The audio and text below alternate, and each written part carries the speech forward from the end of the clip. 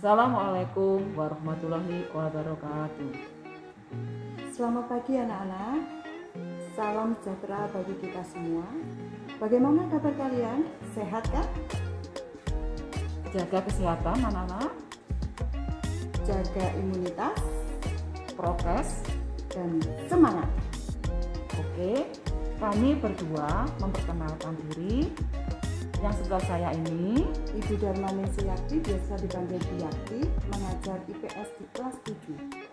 Dan saya Bu Nur Hayati, juga mengajar IPS di kelas 7. untuk lebih semangat, mari kita berbiaya lebih dahulu. Kita punya biayanya IPS. Monggo Bu.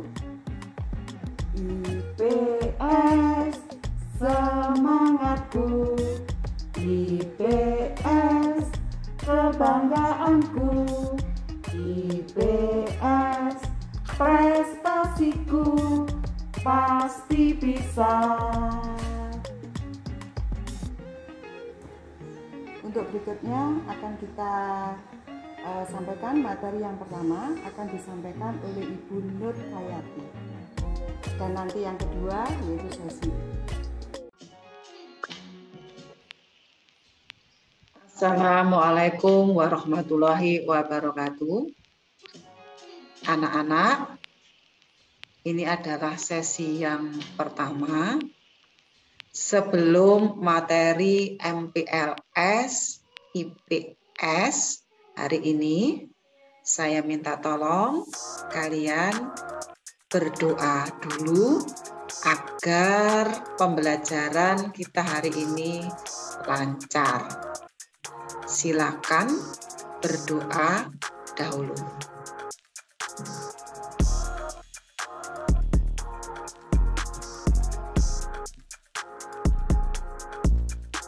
Kita mulai dari materi IPS. IPS atau ilmu pengetahuan sosial terdiri dari 4 bidang studi, yaitu geografi, sejarah, ekonomi, dan sosiologi. Nah, bahasan untuk hari ini: 1. Letak dan luas Indonesia. 2. Laut dan pesisir. 3. Litosfer dan pedosfer. 4. Asia Tenggara. 5. Negara ASEAN. Adapun tujuan mempelajari ini: 1. Menunjukkan unsur-unsur atau komponen peta. 2. Memperjelas potensi sumber daya perikanan laut di Indonesia. 3. Menjelaskan kondisi geologis Indonesia. 4. Menunjukkan letak geografis negara ASEAN.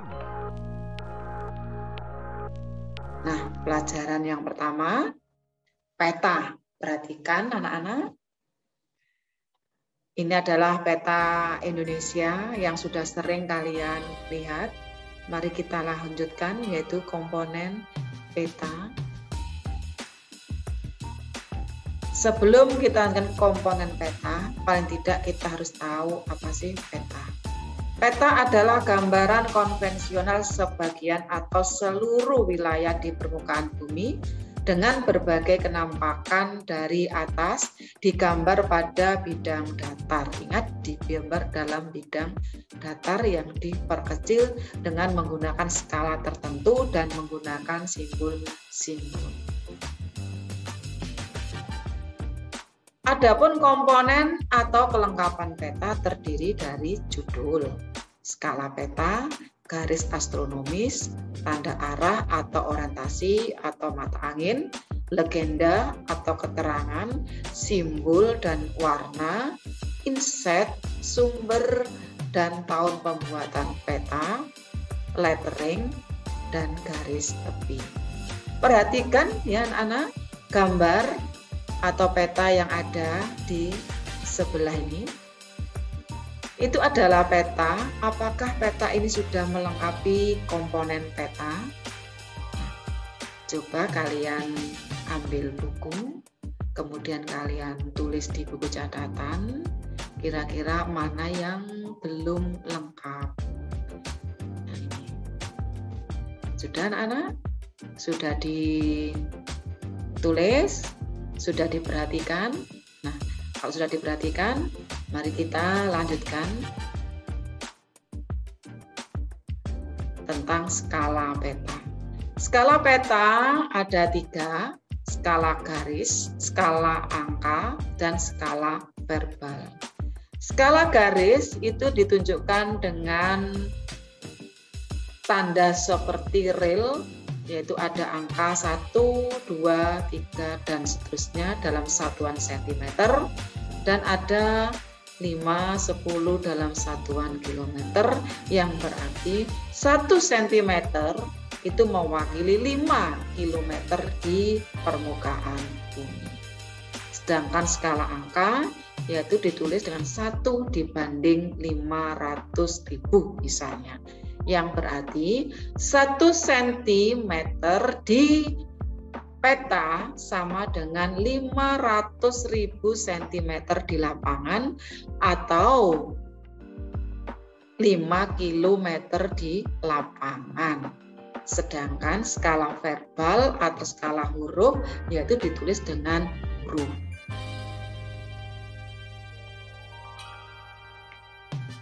Fungsi peta. Yang pertama yaitu menunjukkan posisi atau lokasi relatif. Lokasi seperti tempat tinggalmu dengan sekolah. Yang kedua, memperlihatkan atau menggambarkan bentuk permukaan bumi. Yang ketiga, menyajikan data tentang potensi suatu wilayah.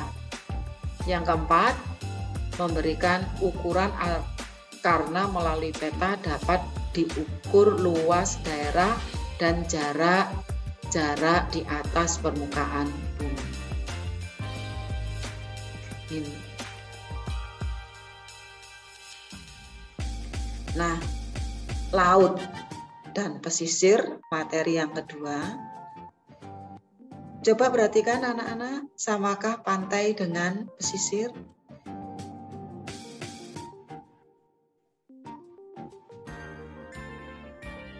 Istilah yang perlu kalian ketahui, pertama yaitu pesisir.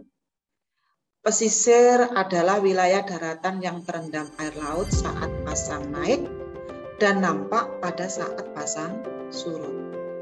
Pantai, batas darat dan laut. Laut di sini adalah perairan yang menghubungkan antara daratan dengan daratan yang lain. Samudra di sini adalah laut yang luas yang menghubungkan antar benua atau antar kepulauan.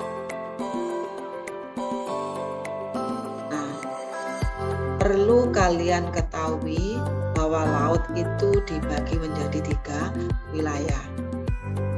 Pertama, laut teritorial yang diukur dari pangkal laut atau pangkal atau pinggirnya pantai sebesar 12 mil ke arah laut bebas.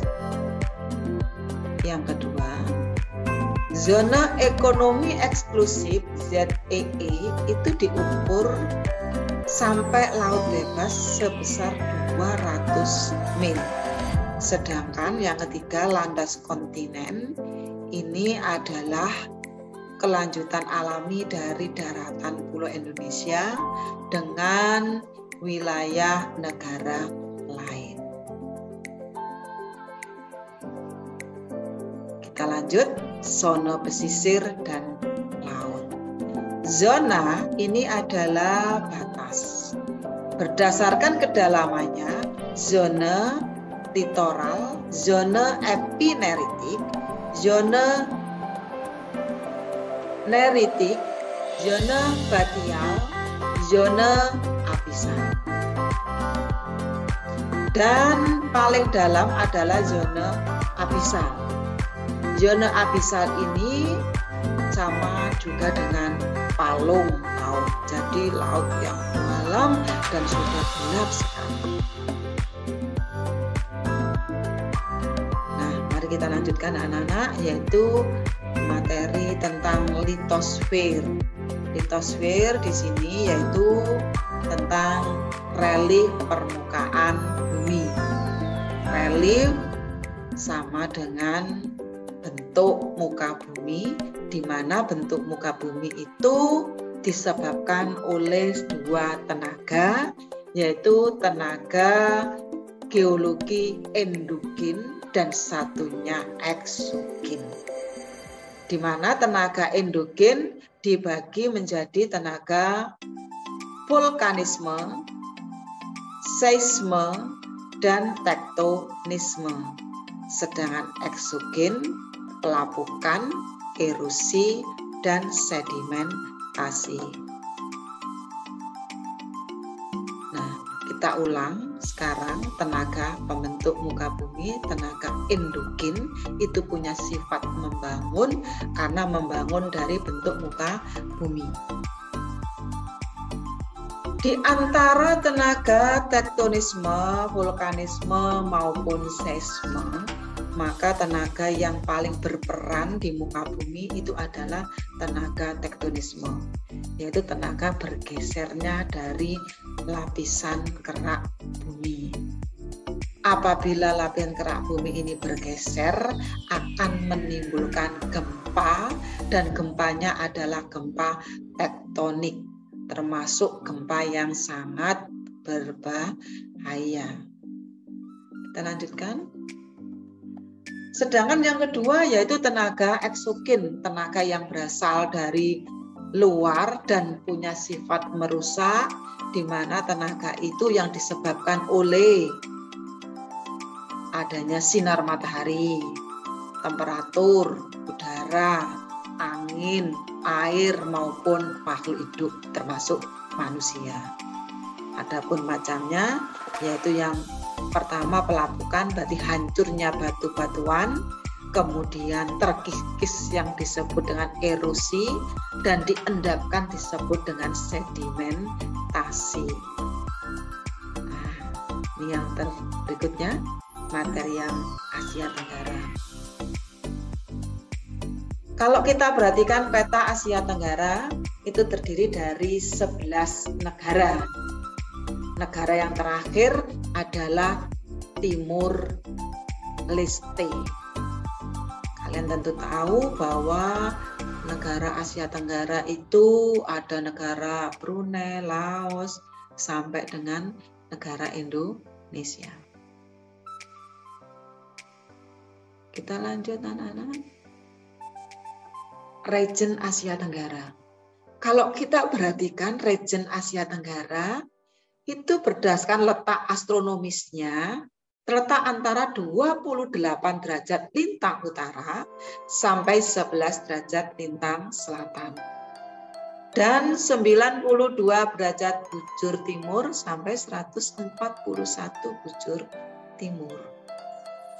Sehingga Asia Tenggara itu berada di daerah tropis.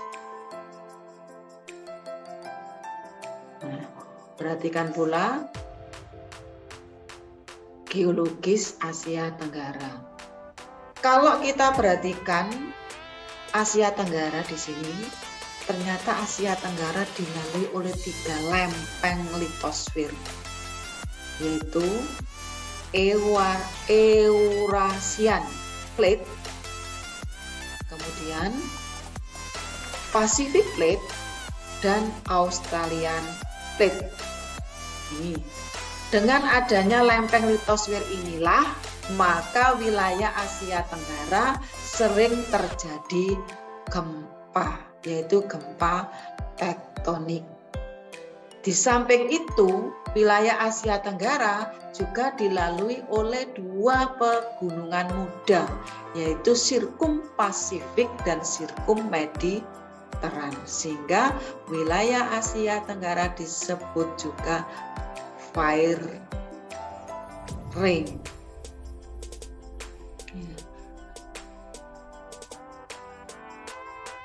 Nah, sekarang jadi suatu problema atau yang perlu kamu ketahui bahwa Asia Tenggara terdiri dari dua wilayah, yaitu wilayah daratan dan wilayah kepulauan. Daratannya seperti wilayah Laos, contoh, kepulauannya seperti wilayah Indonesia. Berada di kawasan seismik, berarti sering terjadi gempa. Termasuk juga bentang alamnya tidak terdapat daerah gurun. Penduduk mayoritas ras Mongoloid, Austronesia, dan Melanozoid. Terdiri banyak suku bangsa yang tersebar di 10 negara daerah tropis dengan curah hujan yang cukup tinggi. Kemudian vegetasi sangat beragam, termasuk adanya hutan tropis. Fauna, yaitu fauna khas Asiatik, peralihan, dan Australis. Penduduk mayoritas bermata pencarian di sektor agraris, kecuali Singapura di sektor industri dan jasa.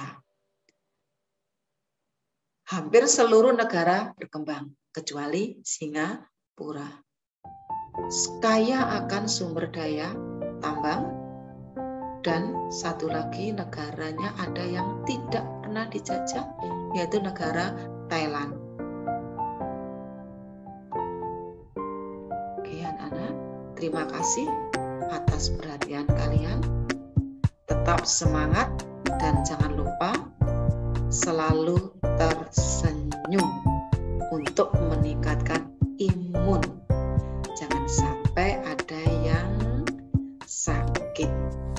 Oke anak-anak, hari ini untuk sesi yang pertama sudah selesai. Jangan lupa materi kalian rangkum di buku catatan ya, kemungkinan nanti bisa digunakan untuk belajar karena nanti sebentar lagi kalian ada post-test agar nilai kalian menjadi lebih meningkat. Selanjutnya akan disampaikan oleh Ibu Darmaningsih Jakti pada sesi yang kedua. Terima kasih.